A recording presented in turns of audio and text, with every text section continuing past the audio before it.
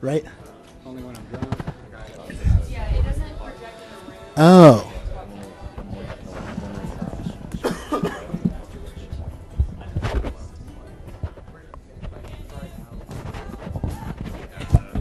Testing 1, 2, 3, 4. Can you hear me, lady, in there? I'm good.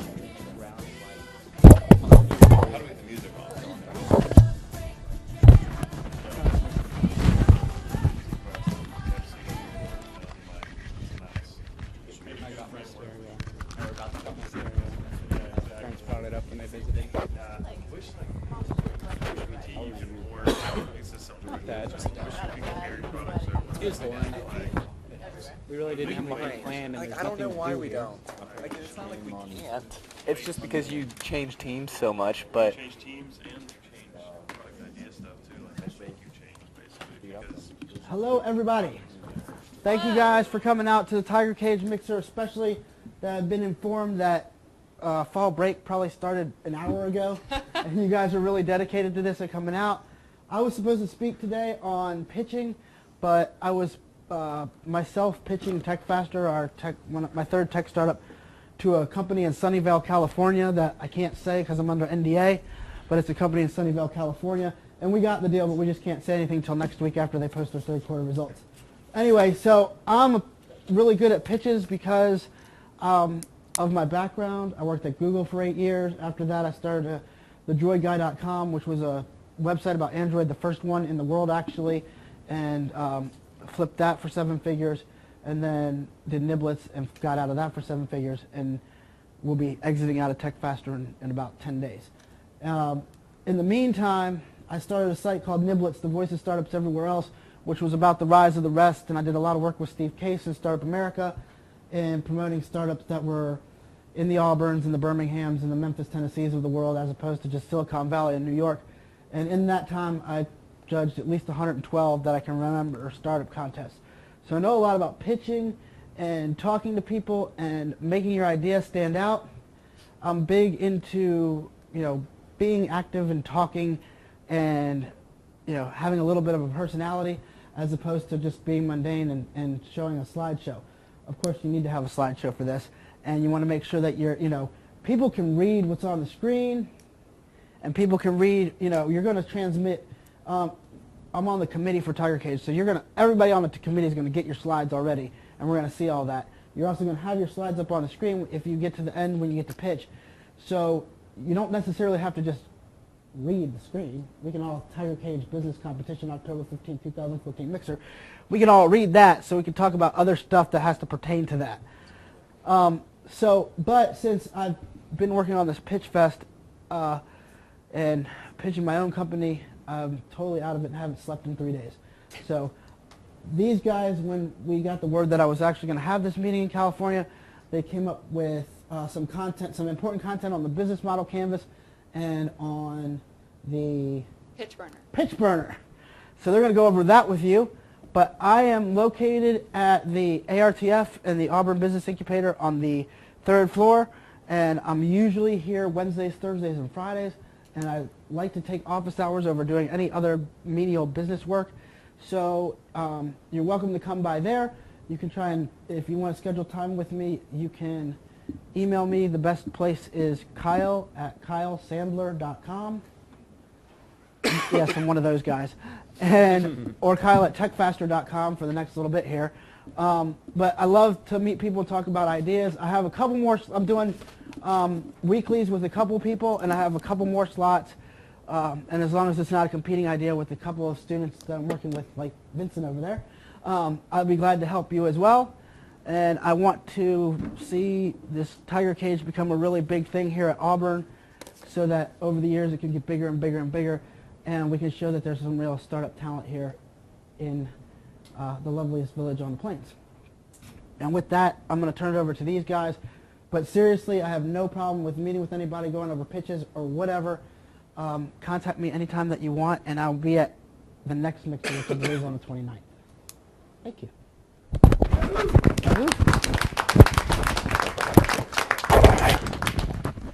Okay, so today's topics are really twofold. We're going to talk about the business plan canvas, and we're going to talk about PitchBurner, which is the platform we're going to be using to hold this whole competition. So first, myself and my introduction and my colleague. Actually, first I turn the mic on. Okay, so today we're going to talk about Business Plan Canvas and PitchBurner, the platform we're going to use to gather up all the information, judge it, disseminate it, provide feedback on it as well. And then we've got any kind of Q&A that you folks want to hold. So first, I'll introduce myself, and then Jeff Spence, one of our guest appearances, if you will. So I know a number of you already here. So my name is Chris Baker, graduated 87 in finance here. Spent 22 years at Accenture doing all sorts of big business consulting stuff all over the world, different industries and so forth. Then I did a bunch of private equity investing. I've sat on boards of small startups, some at Georgia Tech, some out in Texas. Major on energy and IT and things of that nature. So I've done startup board stuff. I've been involved with Auburn Angel Network, investing in things. So I come at it from an investor perspective and from a board member. So that's kind of my background, plus a lot of just general business stuff in my consulting career.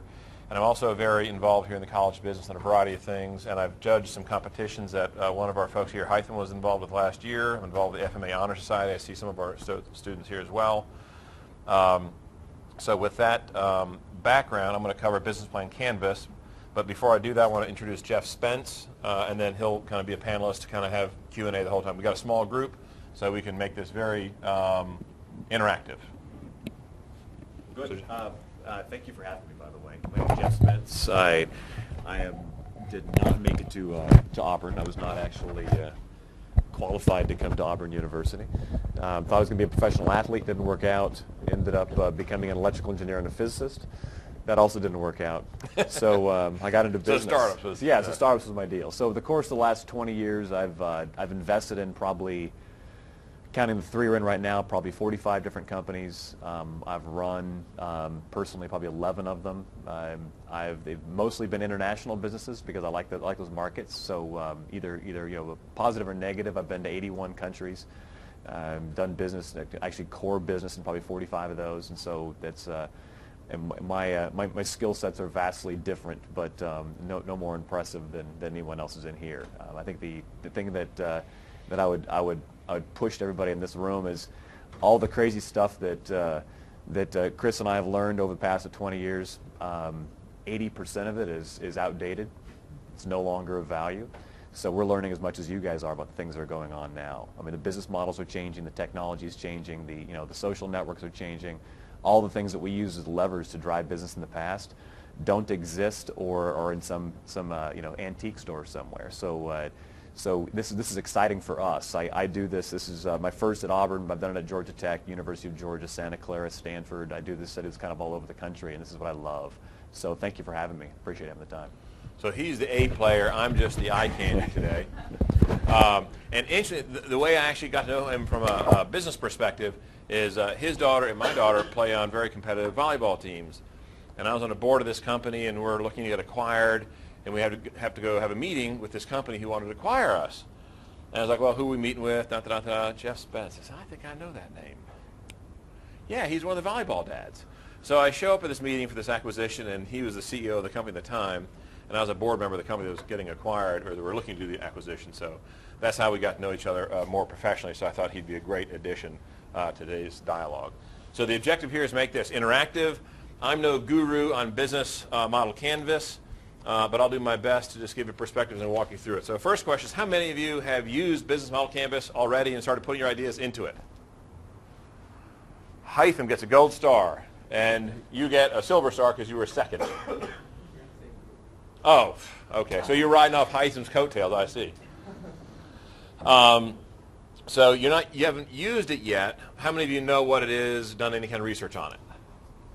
Okay, so 3 or 4. So this is actually great. The business model canvas is simple. All you have to do to enter Tiger Cage is have a single page, which is a business model canvas, one page that covers everything you need to know, a 200-word write-up of your idea, and I think 2 or 3 PowerPoint pages. That's kind of the pitch, kind of the overview. It's really simple. You could do it in 2 hours. Just boom, knock it out. It might not be that good, but you can put it together pretty easy. So our objective, and I was one of the folks, I'm on the advisory board for the college business, and my point is like, why don't we have a really good business plan competition? So that's why this thing began, was to host this kind of on a professional level with the right tools at PitchBurner, get the right people showing it, get the right infrastructure and staff here really driving this thing forward. So as part of that, Business Plan Canvas is kind of the universal way in today's world that a lot of startups are defined. So that's what this is about today, is kind of walk through the Business Plan Canvas. And because I'm not smart enough to create all this stuff myself, I just go on the web really quickly and gather some information and then discuss it. The business model canvas is your ability to define, refine, communicate, and keep playing with your idea on a single piece of paper. So it's really simple. And by the way, I've got, for those that are most participatory or those that want them, this is kind of the user's guide to the business model canvas. It was written by the people that developed it. It's got 200 other people that were part of this whole authorship of this whole thing here. So I printed out 4 or 5 really nice copies if some people want the paper. So Hytham, you already get the first award. If you need it, you get one of those. So the best way to introduce this, it started with a book several years ago. It's been refined. The folks at Stanford now use it as kind of their platform. Harvard now used to do a lot of business case competitions. Now they use this business model canvas. I think they started like 2 years ago, moving all of their stuff onto this platform on starting and incubating businesses. So let me start with just a quick video. I hope it has sound. See what the sound is? An organization's business model can be described with 9 basic building blocks. Your customer segments, your value proposition for each segment, the channels to reach customers, customer relationships you establish. Let me start this properly.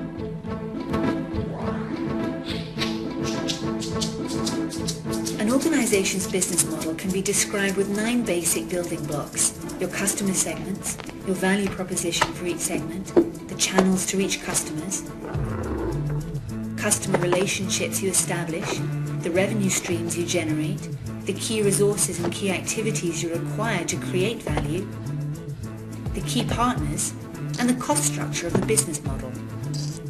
But it's not sufficient to just enumerate the 9 building blocks. What you really want to do is to map them out on a pre-structured canvas.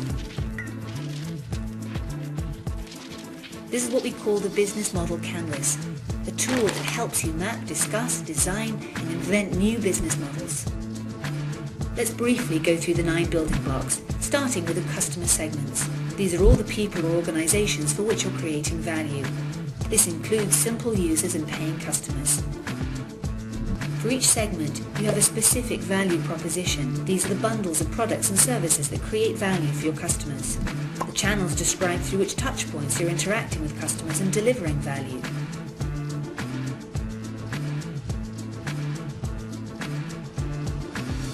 The customer relationships outline the type of relationship you're establishing with your customers.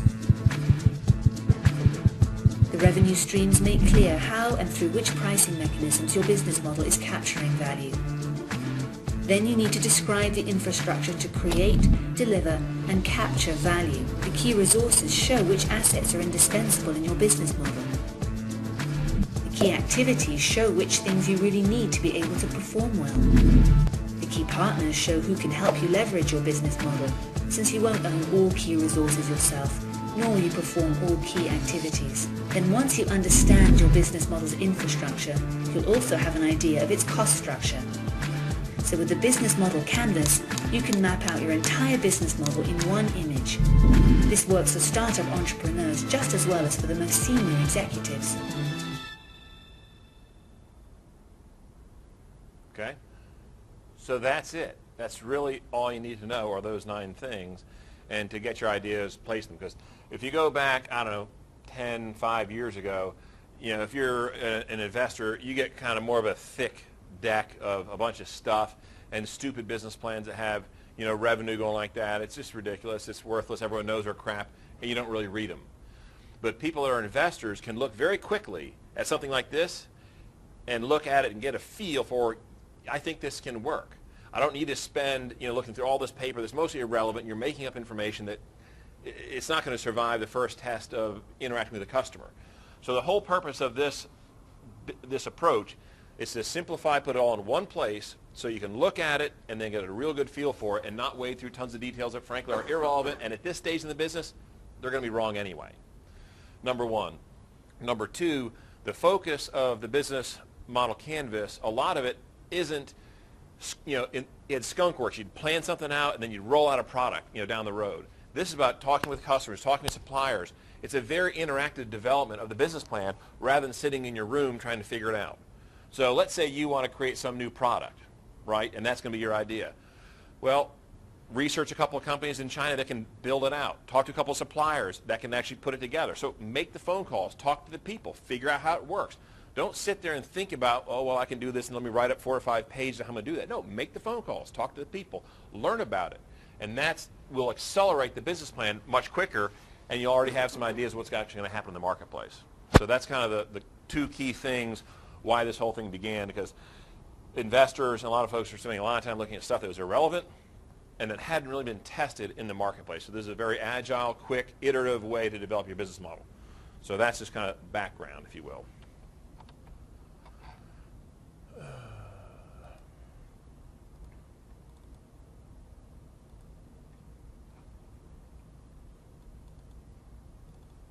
I'm a Mac person, so I don't really... like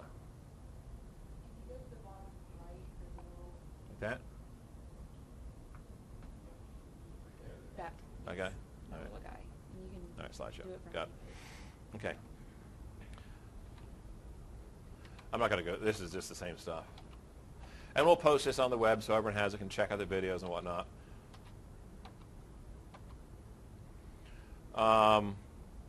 When you look at the canvas, on the right-hand side of it, that's kind of what they call the value orientation, as I call it, the front office.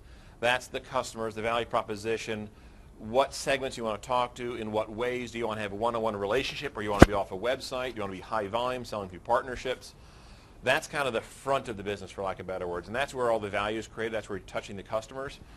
On the other side of the canvas, the left-hand side, that's all about the key activities. What are you physically going to do? What are you going to build? Who's going to build it? Who are your partners? What are your resources you're going to need? Do you need manufacturing capability? Do you need engineers? Do you need ideas? Do you need IP? And then what are your revenue streams? So when you think about the business plan canvas, it's designed so when you look on the right-hand side, that's kind of all the value creation for the customers with the product or service you have. On the left-hand side is, frankly, for lack of better words, making everything work inside the business. Make sense? Or efficiency and value is the terms they kind of use. I'm going to leave this one in there, but this was just, it works for anything. It works for, a big business, a little business, a nonprofit, because anytime you're trying to get something delivered of value, these 9 things always come into play. And this just happens to be a nonprofit for a kidney foundation. All of them have a business model, whether it's for-profit, not-for-profit, whether it's a software or whether it's a product, whether it's international or local. You could take your local pizza shop and put it on this, or you could put IBM on this thing. Okay? The first piece is customer segments. I'm going to walk through pretty quickly kind of these blocks. So each of you either has an idea or wants to get an idea through this process. So customer segments is that. Are you going to do something big, massive? You're going to have a couple million customers, or are you going to have a couple thousand that really drive your revenue? Is it going to be a niche market? Maybe it's, I don't know, what's that? You can pick any kind of product. Who's the woman who did that? Spanx. I mean, that was kind of a niche market. Now it's a multi-billion-dollar company. So a lot of people will just exploit a niche. Some will take a very segmented approach. Maybe it's a sports model, or maybe it's a car. So what is your segment? Sometimes it's actually pulling together a couple of different markets together, and that's how you're going to become special in your business. So that's briefly customer segments. Value proposition, I mean, to me, in my consulting career, everything was about the value proposition. Everything's about what is driving value. Economic value, social value, value that you need. And that's what it's all about. So these are a bunch of different ideas and thoughts around, your value proposition. Apple has all sorts of things around design, brand, price. Are you going to be really the cheapest one out there, like a Walmart? Cost reduction. Any kind of app you have in your little phone, you get all sorts of performance and customization. Things are very customized on your app. So when you think about your business idea from the canvas and your value proposition, here are just some ways to think about, how does my idea fit into this? Is it something that's really new and innovative? Is it something that's going to be better, faster, and cheaper? Or is it just going to be cheaper? And cheaper generally is kind of boring, but if you can really pull it off, it works. Works for a lot of people. Channels. This is fairly self-explanatory. Do you want to do it yourself, one-on-one marketing? Do you want to have all sorts of affinity groups? Do you want to do a pyramid sales? Do you want to do national telesales? I mean, how are you going to get to your customers? What's your channel? And a lot of times you can have different channels to get to your entire base. Sometimes they're one-on-one, kind of high-touch sales force. Sometimes it's just a bunch of social media stuff. So think about your channels. And sometimes you do a lot of partnering. The medical field is very prone for this. You might have a device manufacturer that has a really cool device. There's no way they're going to touch all the doctors, all the hospitals. So they have all these intermediaries in medical devices. They'll just take these devices and put them in their sales channel. So their business is just to be a sales channel. And the medical device, I have the cool device. I get it done through the FDA. I have my IP protected. I have a reusable device, so I have an ongoing revenue stream rather than just selling at one time. Boom, now I have a cool business. But I'm using a partner to do all my selling. This is just talks. I don't think this is all that critical to where we are here, but every channel gets to know you a little bit better, than they love you, or they ditch you. So these are channel phases. Customer relationships, again, who has a business idea that they want to throw out here for discussion? Does anybody have an idea they want to throw out to say, hey, I'm thinking about this kind of a customer relationship?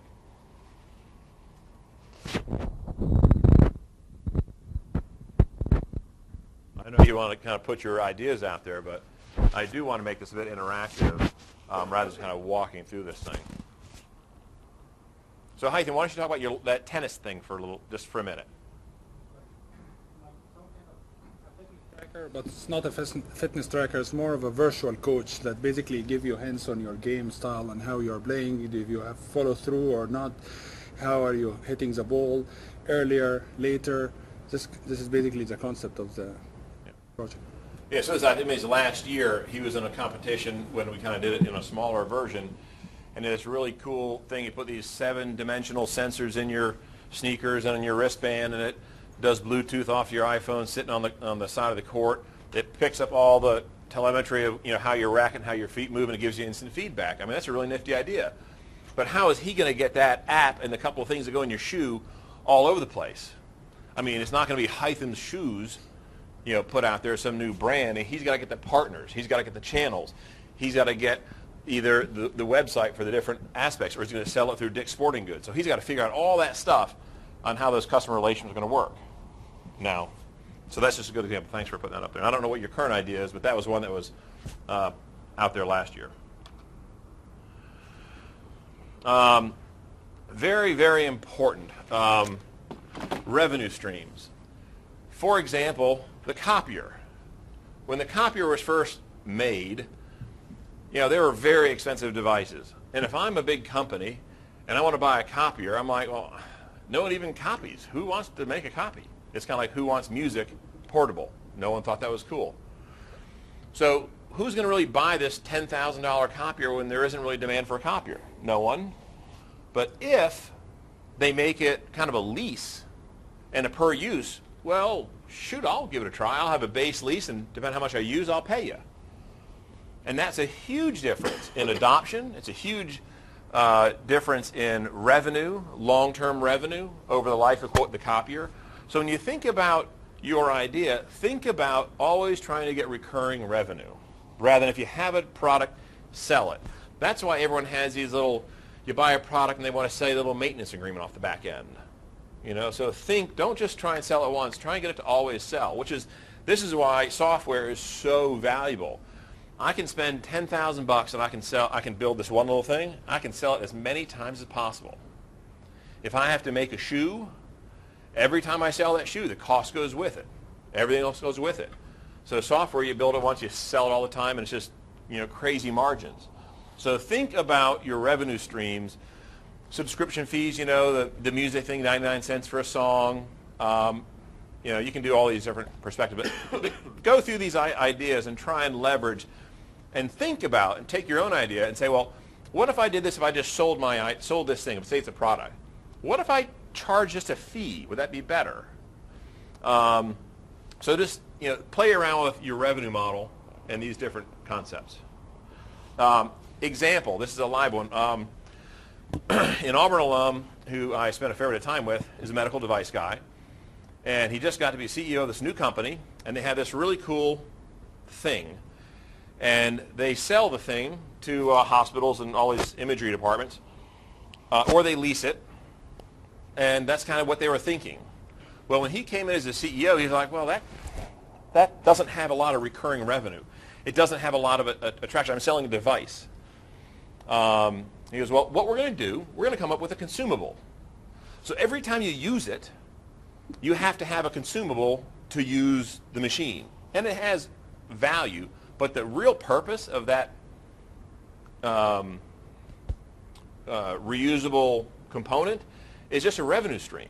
It's just to build the revenue stream. Because when someone's looking at the business to buy it as a venture capitalist or somebody else, all right, you sell the machine for $10,000. That's interesting.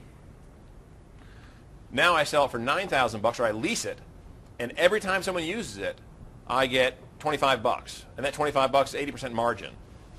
And if you look at the adoption, I'm capturing a lot of the value because I now have a huge increase in revenue rather than selling these $10,000 boxes. So the same is very true for Bloom Box. Bloom is this, it was actually some of the folks from, I think Google and other folks have invested. Actually, I am part of this thing as well. It's a device that sits, it takes natural gas, creates energy through a solid oxide fuel cell, but it's very, very efficient. And I can sell the box, or I can sell you energy from the box. And they actually, two different models, they'll sell you the box. Actually, a bunch of Walmarts and different shops have these boxes because it's natural gas, it's clean power, qualifies for all these credits. They also sell where you don't spend a nickel, you just buy it just like normal power. And different market structures buy them differently. So when you think about your revenue streams, really kind of play around with those ideas.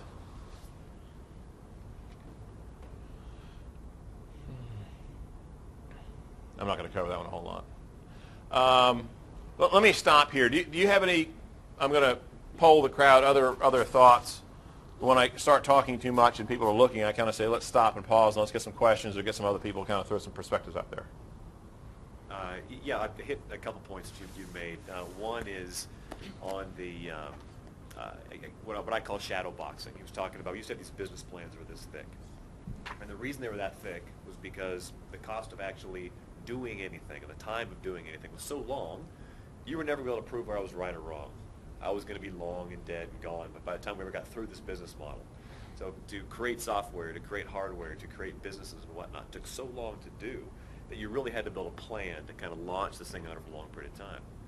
Well, I would argue that, and I've done it much faster than this, the group of us right now could sit here and in 30 minutes have devised a business that actually has legs to it, is fundable, and we could raise up. Matter of fact, we could leave here right now all having titles. You're the CEO, you're the president, you're your chief financial officer. We've got a real business, and tomorrow we'll go talk to somebody about funding it. So that the time contraction to get to a business is so great. So now that window is so small right now to go through. But the variability of that is so great. If we can decide on a business today in this room, we can also change the business tomorrow and the next day and the next day and the next day. So what happens with guys, because we like doing this, because we're all smart business people, is we like to sit in a room, and again, I call it shadow boxing. Talk about all the great things we're going to do, and here's what we're going to do, and 3 years down the road I'm going to do this and that and whatnot. But the reality is that's like being on a road that you don't know, and your headlights are only shining from here 10 feet in front of you, and talking about what the road does and what you're going to do when you come to the turn way on the road. You have no idea. So all these things, what I love about the canvas, I'm kind of going back, I'll come back to talk about now. What I love about the canvas is, in reality, if you really put time on that canvas and you do this, I use this in the past, we use it and I love it.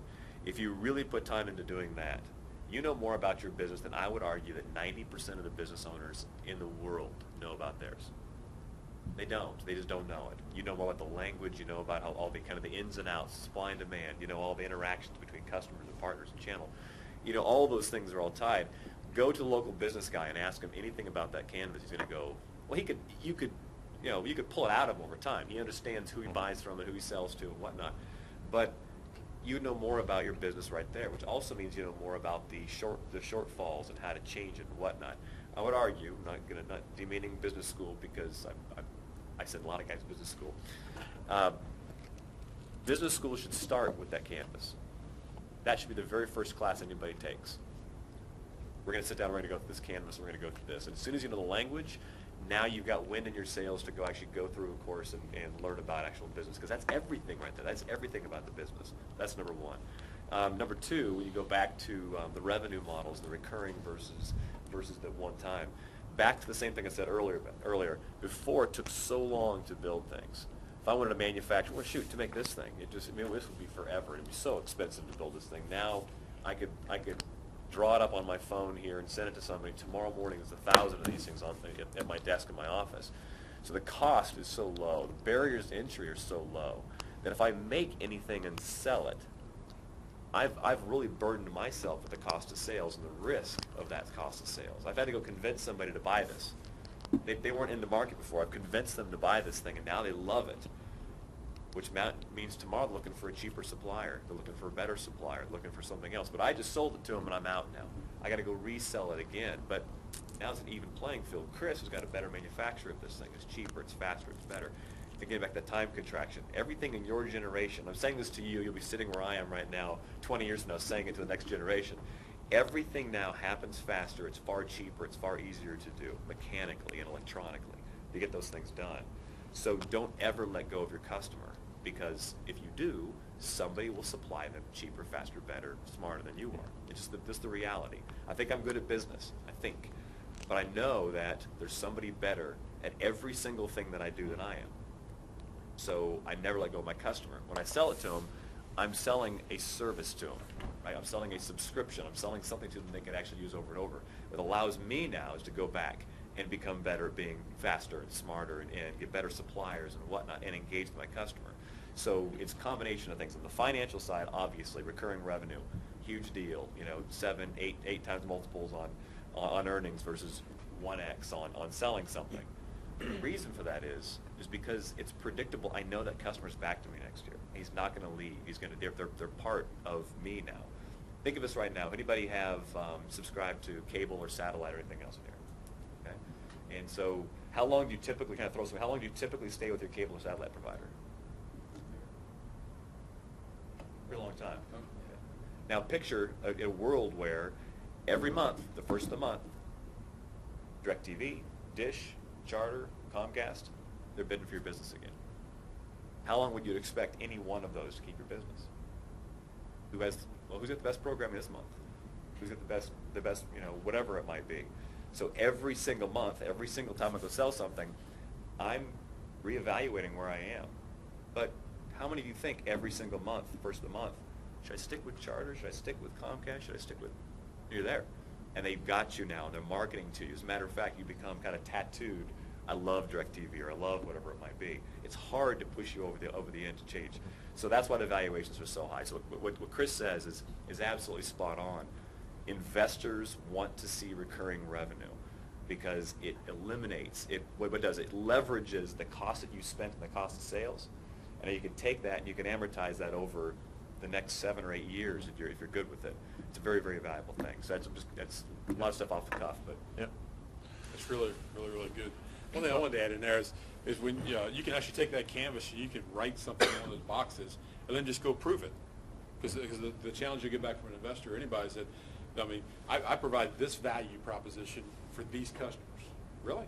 And if you describe the customer like, I provide, I'm going to make you feel better about yourself, and women from 18 to 25 are going to do that. Really? Go prove it. Go to them, and you're like, yeah, we're going to talk to 50. And 45 of them said, yes, absolutely. And they also told me they would pay between $5 and $10 for it. Mm-hmm. So you can make assumptions, just make an assumption or hypothesis and put it in the box, and then go out and prove it. Mm-hmm. And then when you come back in and people are challenging your business canvas, no, this is what we thought, mm-hmm. and we went out and proved it. Or we went out and we figured out, no, we're off. we can actually get $30 for this. Okay, we actually get $30 for this, and our market's actually people that are over 35 years old. We were surprised, and we also asked them, where would you buy it? And to our surprise, they said they would actually buy the checkout at Starbucks. We never thought about that, so that's when we put it in channel, right? So think about what it is, and then you just go out and ask questions and try to prove it. You know, when you look at the tennis device that you're developing, okay, you just keep asking tennis people, would you use this? And they're like, yeah. I mean, I would use that. How much would you pay for it? Yeah. How would you pay for it? When would you want it? How would you get it? Yeah, great question. You got to go out and actually engage with the world. And again, you guys can do it. We couldn't back then because it took too long. But that's the fun part. You'll get a 7-dimensional array sensor. I can go get a contract somebody to go to a 3D printer and build up this little device. I can go get a ton of space on Amazon Cloud Services and go do some stuff. You couldn't do that before. Now, anything you really need, little parts and pieces, you can build and assemble and test.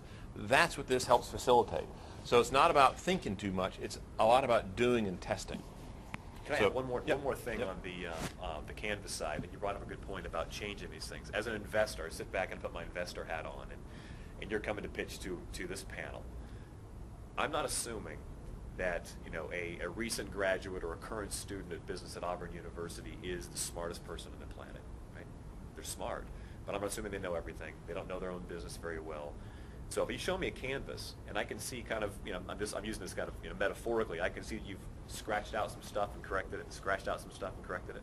What it really tells me is that you had a hypothesis, you tried it, it didn't work. My price point was too high, my customer segment was flawed, but my reasoning was flawed, and I've corrected it, which really means that going forward, if I invest in you, you're going to continue to course correct, and you're going to find what's actually correct faster than somebody else is just steadfast, this is my model, and I'm going to prove it to you in the next 3 years. So going into an investment meeting with, and letting them know, here was phase one. I would literally go in there with, here was the first thing we thought, here's the second thing we thought, here's the third thing we thought. This is where we caught our stride right now, is when we actually landed on this model. Because it shows that you're going to adjust, you're going to be flexible going forward. I mean, two great things. Point is, don't overthink it, just start doing it. It's the old Mike Tyson. Everyone's got a great plan for boxing until you get punched in the mouth. And then you forget all you were going to try and do, and then you just get in the scrap. And Norman Schwarzkopf, the guy, big famous general, goes, all these battle plans are great. Perfect. Right until the battle starts, then they're all scrapped. So this allows you not to invest too much time in doing too much documenting. It's just doing, keeping it simple on one canvas, and thinking about it at a high level, but comprehensively. Key activities, right? You can produce something, you can solve a problem, or some kind of network type thing where you use eBay and different platforms out there. Partnerships, it could be IP partnerships. Again, you could go to Georgia Tech and say, listen, you guys got a lot of really cool engineers. I've got this concept here. I want to partner with you guys to help me shape out this idea. So think about how you partner and get things done. Strategic alliances, you can go through here, but when you're going through your ideas, poke through each one of these. Say, can I make an improvement? Can I think about this differently? Maybe I should test a strategic alliance or maybe a joint venture. Oops, sorry. So use this, because this whole thing is all about you learning. That's the purpose of Tiger Cage. Yeah, we're going to get some folks that might have a couple of good ideas. 50% are going to fail anyway. But this is all about you learning how to do this, because this will be a great skill going down the road. So I view it primarily as a learning activity for as many students as we can get involved. And some folks will rock with it and take their entrepreneurial spirit and make a great business out of it. But use this also just to test your own ideas.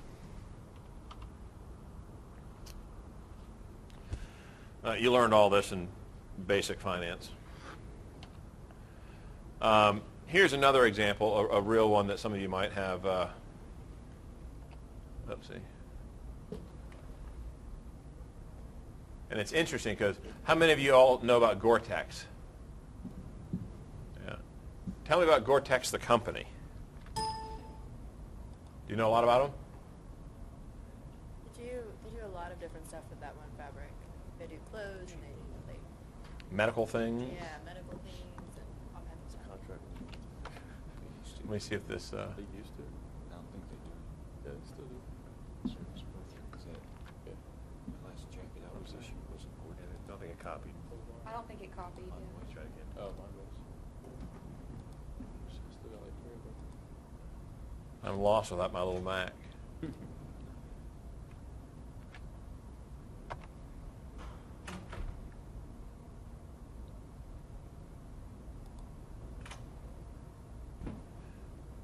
Well, Welcome to the Business Model Canvas designed by Alex Osterwalder. I'm Matt Terrell.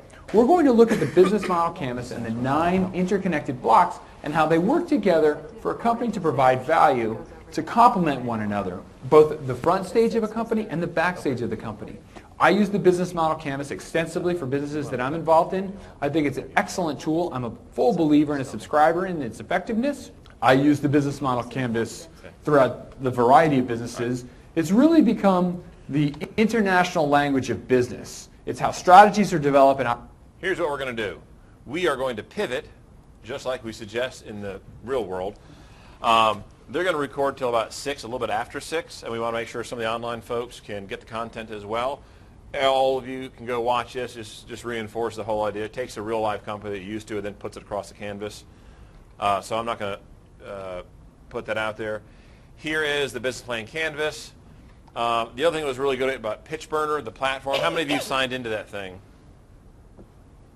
Okay. That is all designed around the business plan canvas to facilitate the whole competition. So that's what it looks like. It's all in PitchBurner. So now we're going to migrate to the PitchBurner overview, and then we'll get to Q&A and so forth. But I want to make sure that the content is recorded so other folks can look at it afterwards. So we'll do questions after that. How's that? Awesome.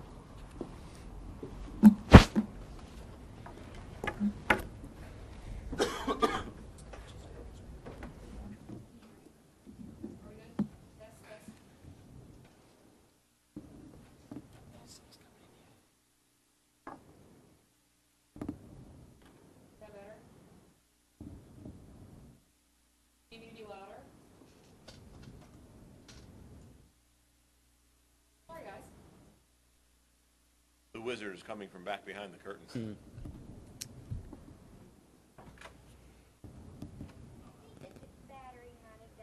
Could just use this. Right back on.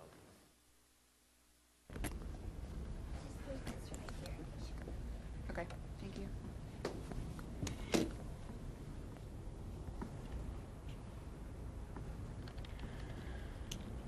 Okay, I'm taking you to the landing page for Tiger Cage through the university.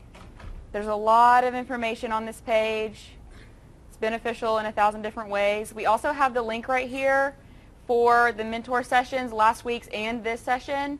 So if you want to watch last week's or today, it's going to be posted here. I'm going to go through PitchBurner. If you scroll down, there's the link to the PitchBurner site for Tiger Cage. And all of the information about the competition is listed here too. The qualifications, the dates. And down here at the bottom, there's actually, you can download the business model canvas. It pulls it up as a PDF. You can print it and scribble notes in it. It's there for you as a resource. There are also some tools you can go online that allow you to put it on iPads and fiddle with it and use stickies. So there are a couple other little apps and tools you can use to help create your business model canvas. To create an account, I know some of you already have, but if you haven't, it's really easy. I'm going to go ahead and create one myself.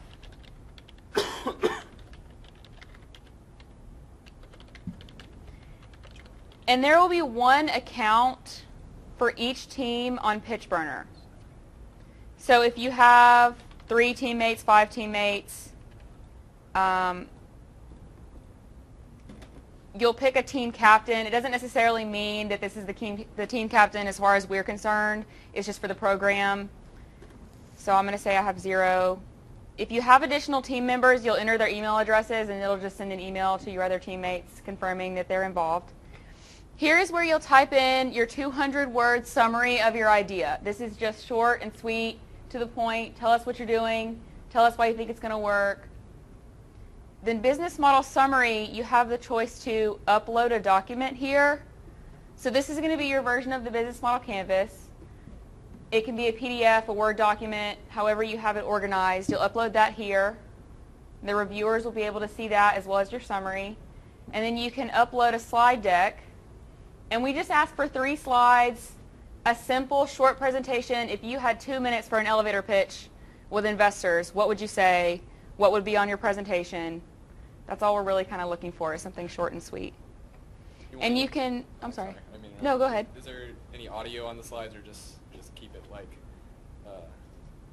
I got to know if you wanted it to be like the actual 2-minute elevator speech. I give you creative freedom on that. Okay. As long as it's 3 slides, we want your best pitch. Gotcha. You can save and come back later. Save and exit up here.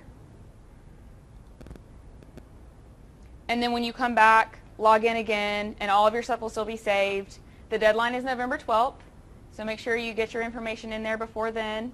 If you have any questions about PitchBurner, you can email me. I think if you haven't signed in at an event before, make sure you sign in today.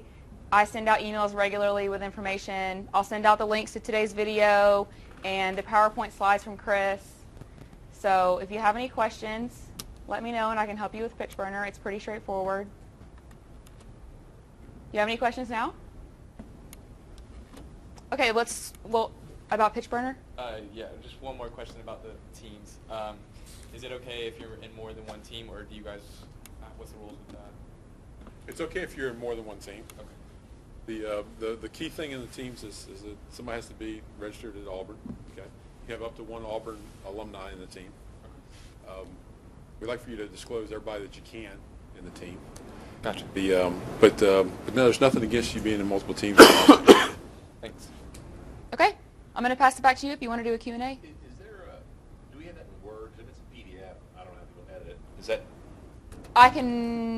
I'll work on that. The Canvas in Word? Yeah, the Canvas in Word with all that stuff in there. We'll just we'll get one of those out there so you can actually fiddle with it. Yep. Because candidly, I'd like them all to be the same, so when we're looking at all these things, we don't have 10 different varieties of these things. So we'll get a Word version of that, which I think I have somewhere. Put it out there. Okay. PitchBurner is really easy to use. It's real intuitive. There are just those 3 pieces. But if you could answer a question, if we were to lay out in front of you 3 different business ideas, 200 words for each one, 3 slides, and one business canvas, what would you look at to differentiate those 3 to decide which one you wanted to look at further? Oh, it never would be the words. Never be the words. Never be the words. Yeah. Okay. It's going to be almost always something iconographical, something, there's going to be some, and if it's words, it's going to be the bullet points that are on it. I mean, I hate to kind of dumb the entire investment community down, but man, do you look for summary sheets and bullet points and graphs and these kind of things. So I think the meat for me is really on this document. That's really where it comes from to me more than anything else. Are you looking for, out of that, for market and for value? The things that I look for in anything really is people jump over to TAM, total addressable market, and yeah, that's a big number, that's great, but it doesn't mean a whole lot. So the size of the market to me, while it's important if I'm Excel Partners doing a $100 million investment, sure, I got to recoup my $100 million. But for most deals, the size of the market is always kind of sufficient. To me, the biggest thing is what is that disruption? What problem are you solving? So if you can land on, that's the one thing that's a little bit just missing on this document. I think it needs to come up somewhere. Is what is the problem? Like I might have a great thing here that's about giraffe skates or something. I don't know, or unicorn paint. It's all lined up and it's beautiful. And here's the deal. I get it, except for there's no problem. I don't think unicorns need paint. I don't know what the deal is. So whatever that problem is, if that thing jumps off the page, then that's the one that sticks with me. And then I don't care about the numbers anymore. Is it $200 billion? Is it a $100 billion market? Is it $50 billion? It doesn't matter. It's, wow, you've solved this. Something very, very clear and I said repeatable for me, because we're just a bunch of lemmings anyways. I'm going to share it with Chris, and Chris is going to share it with you, and you're going to share it with somebody else. So if I can't share it it doesn't go anywhere.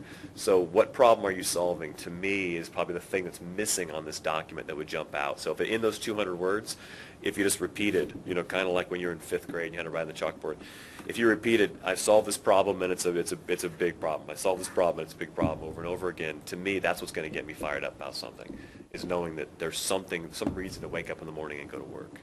Super, super. One test you might want to do, everything you're getting ready to put into PitchBurner, print it out and lay it in front of your friends and say, read that, do you get it? And get them to tell you back what you're trying to accomplish. Invaluable. It's a great way of doing it. And I literally, just to be at that point, I would do that at random coffee shops. The Pete's Coffee downstairs of Excel Partners and these guys there on University Avenue in Palo Alto. Some random dude is in there, hey, what do you think of this? And if he looks at me like, I have no idea what you're talking about. Well, the guy upstairs has no idea what I'm going to talk about either. So it actually works out. You really want the people reviewing it to look at your 3 slides, your 200 words. I get this. This is really something. Wow. Yeah. I don't get this. Okay. And they keep going. And that's a simple process that you do that adds incredible value. The other thing is, a lot of you, given where you are, you're thinking about this one idea and that related topic. When you have folks that are judges or investors that are looking, they've seen hundreds of these things. They've seen all these businesses. So you think it's a nifty idea. I've seen that thing fail 3 times. You just haven't seen it yet. So to me, the most important thing is to look at that pitch burner and just literally get a sense. Does this thing have a hope? Because most of the times I'll look at something and I'll say, well, that's no good, that's no good. But if you twist it this way and you use this market, this could be really cool. Yeah. Very rarely does anything come through where everything works. Yeah, that's perfect. It's always based on my experience. I would take this, move this here, change this, and I would do these tweaks. And by the way, I just totally changed one aspect that is probably going to make a big difference in this business. So, yeah, to me, it's kind of the comprehensive view. And don't forget that people that are looking at this have been through all sorts of stuff that are going to bring their own experience, their own valuation. That's why your own revenue plans, irrelevant. Your own addressable market, what market share you're going to get, irrelevant. Because it's going to change. Do you have the concept? Do you have the theme right? And could I make this thing work?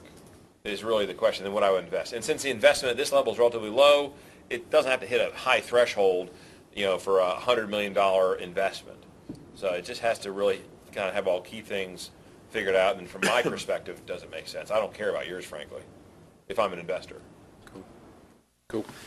Jillian is your key to get these things loaded. If you have any kind of technical problem getting something into PitchBurner, please contact Jillian directly, okay? The standard answer back to you if you ask an evaluation of your material before the deadline is going to be, it's not good enough. All right, so if you say, like, I've got it loaded, can you take a look at it? I looked at it, it ain't good enough. All right, so that'd be our standard back to you. But we do have resources to help you get it loaded, okay? So I would make sure that you copy down her email and hold on to that, because if you're at 1 o'clock in the morning trying to get this thing done, she'll get back to you the next day, but we'll, Maybe at 1 o'clock. but that's our resource. So we have a tool that we've invested in. We paid money to get PitchBurner. We believe that it'll help. We have somebody on staff that can actually assist you in doing that. And we're really excited. We're hoping to turn it on the day after the deadline and have the committee look at it like, wow, I get it. And the message gets across so that we can advance all of these ideas. But You see, Kyle says he has office hours, is willing to help you. And the whole purpose is to give you guys some content in these sessions, and also if you guys want to talk through some ideas, or hey, what do you think about this? That's the objective. So you feel supported, you feel like you got some feedback, because again, this is largely about education and building your skills so you'll be much more successful down the road. What questions do y'all have? Do y'all have any questions for the panelists? Us team, we're in what's called a BET minor. We're developing a product for a class, and since we're not all we're all undergrads, so we want to know how would we reach out and make our presentation and pitch a lot more professional and appealing to these contest judges. I would scrap the first part. Don't worry about the professional side of things. Okay. Yeah, just focus on appealing is good. And it's so how does that differ from what some other guys are doing here? But why is that a unique problem for you right now versus other people? It's just that like we're trying to plan on how we want our pitch. You know how we want it, like you said, how we want to like appeal these guys. Yeah. So because we're still we're still working through how our product will function, what our revenue streams will be, and planning on all that stuff. So we want to make sure that it sets itself apart from all these others. I would beat a dead horse. I'd say really go to this, work this, because it's not just an exercise just to keep you guys busy and out of bars at night. I mean, this is something that actually works, and I do with businesses all the time. And the other thing too, you've got a product that's great. You have a business. You can have customers and you can have products and you can even have revenue and not have a business yet. So you can answer that here. Do I really have a supportable, sustainable business, an investable business going out there? So do you have a business, number one?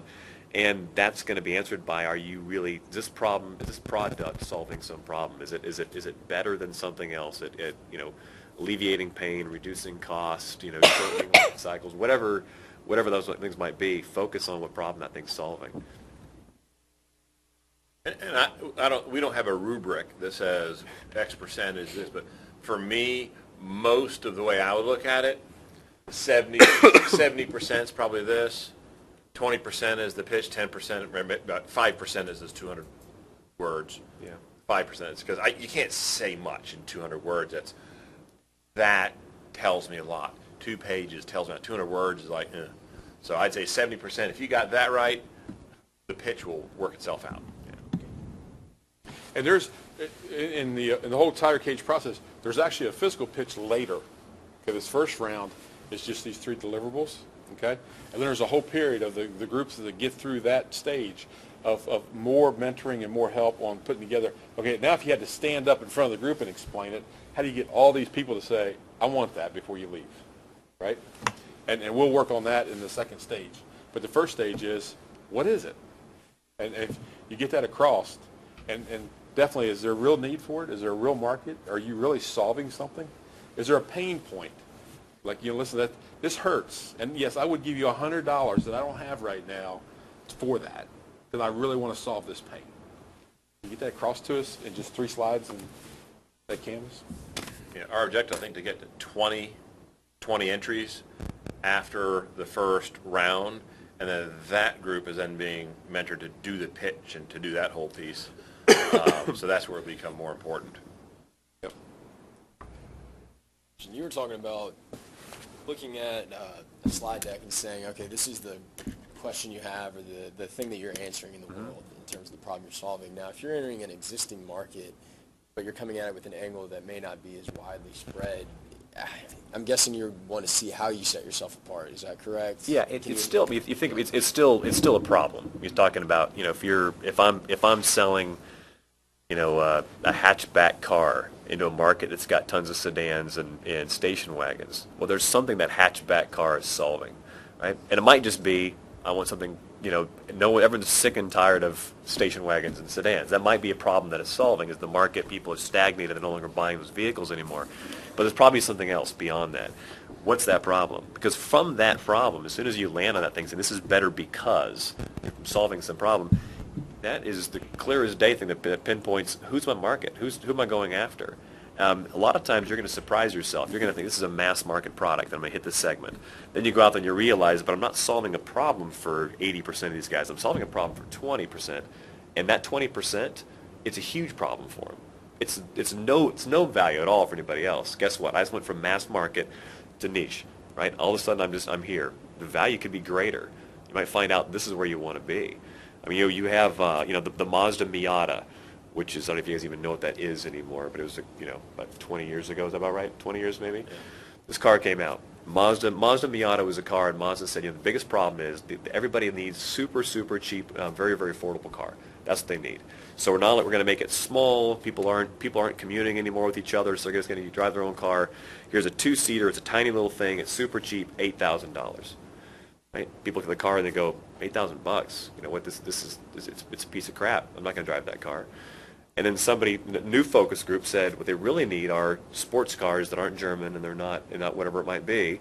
And when they tuned the price up from 8,000 to 13,000, they doubled their sales. 13,000, 18,000, they tripled their sales.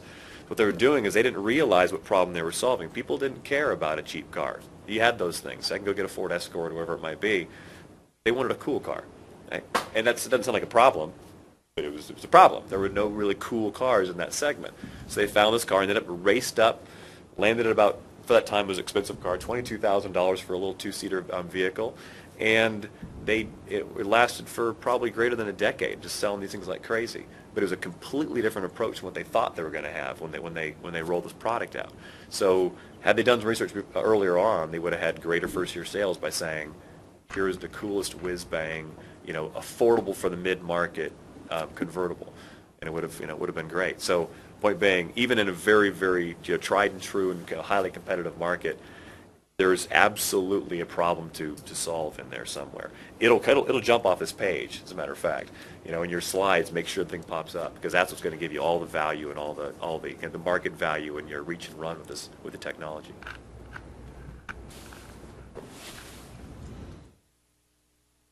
As far as cost structure and key resources and key activities, if you know that at some point in time you're going to want to hire engineers that develop some sort of technology that, for example, retrieves the product, how best would you articulate that just using this? Because if you're not, like you said, it's a lot of the things that you know now and a lot of the model you have for your business now, it's not going to be like that a year, 3 years, 5 years down the road. How best would you articulate that on this Canvas?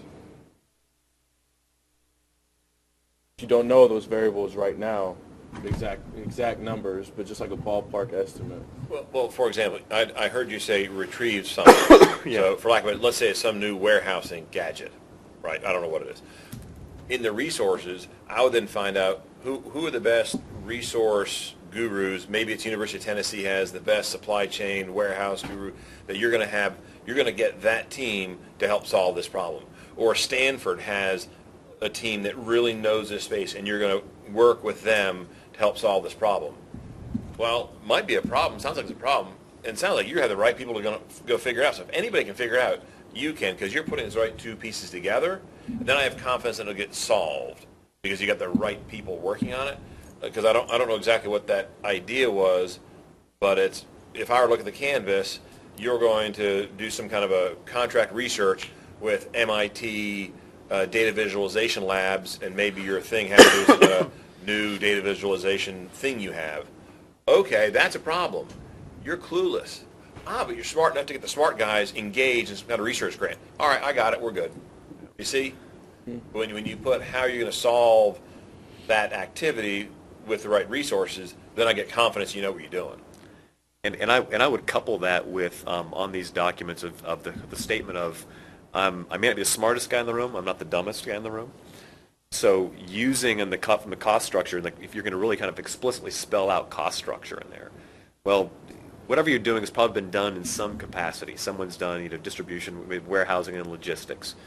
Great. Well, what is your normal cost of warehousing per pound of shipment of packaging, whatever it might be?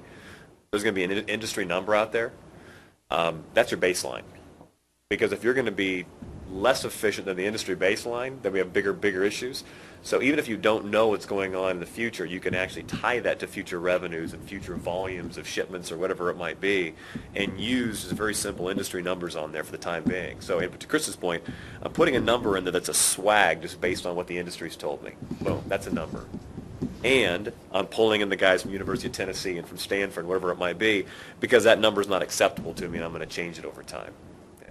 So we don't make anything up. We think we do. We think we're making up. We're the grand, the grand engineers, and we're great entrepreneurs who think everything up. We don't. We rob and steal from everybody. There's not a box on here that if you don't know what you should have, you couldn't rob from somebody else, right? It's almost like taking another model right on top of it, saying this is a model of a company that's a little bit like mine. I don't know this box, this box, this box, this box. I'm just going to press hard, third copy's mine, kind of carbon paper this thing onto my document, right here. because now I know, okay, here's kind of the industry norm for whatever it might be. Industry norm for channel expense, cost of sales, gross margin, whatever it might be, given what I'm doing. And now I can attack those things one-on-one with the resources that I'm actually going to apply to this thing. That, you follow that approach? Okay, if y'all still have questions, feel free to ask them, but I am going to go ahead and say goodbye to anyone who's going to watch online. We're a little bit after 6 o'clock, so we're going to go ahead and switch off the recording. But Now we can talk about the good stuff. Yeah. The real secrets.